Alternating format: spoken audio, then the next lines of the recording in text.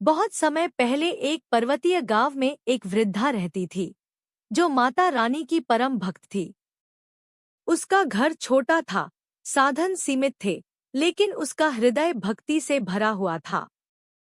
हर सुबह वह पहाड़ की चोटी पर स्थित माता के छोटे से मंदिर तक पैदल जाती, रास्ते में फूल चुनती और उन्हें माता के चरणों में अर्पित करती।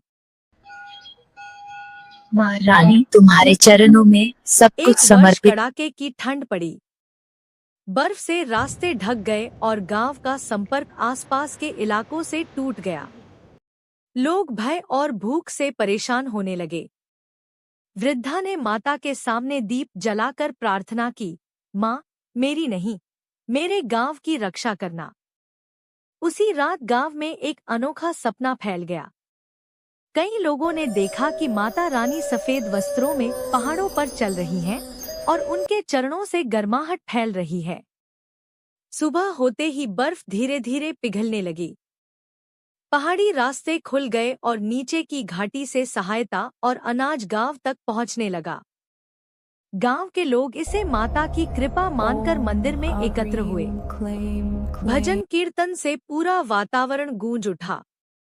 वृद्धा की आंखों में आंसू थे, लेकिन वह मुस्कुरा रही थी।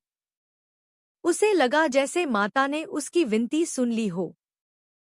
कुछ दिनों बाद गांव में एक बीमार बच्चा आया, जिसकी हालत बहुत गंभीर थी।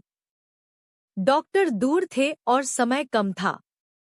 वृद्धा बच्चे को मंदिर ले गई और माता के चरणों में लिटाकर बोली, माँ, अगर मेरी भक्ति में थोड़ा भी सच्चापन है, तो इस बच्चे को जीवन देना।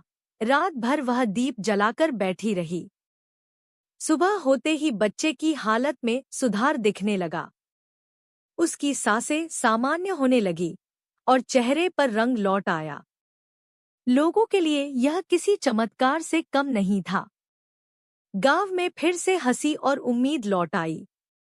वृद्धा ने लोगों से कहा, माता चमत्कार नहीं करती, वे हमें विश्वास करना सिखाती हैं। जब दिल से की गई प्रार्थना होती है, तो रास्ते अपने आप बन जाते हैं। समय बीतता गया, लेकिन उस गांव में माता की भक्ति और सेवा की परंपरा बन गई। लोग एक दूसरे की मदद करने लगे, क्योंकि उन्होंने समझ लिया था कि माता रानी की सबसे बड़ी पूजा इंसानियत है। यह कहानी हमें सिखाती है कि माता रानी केवल संकट हराने वाली देवी नहीं, बल्कि करुणा, सेवा और विश्वास की मूर्ति है। जो उनके मार्ग पर चलता है, उसके जीवन में कभी अंधकार स्थायी नहीं रहता।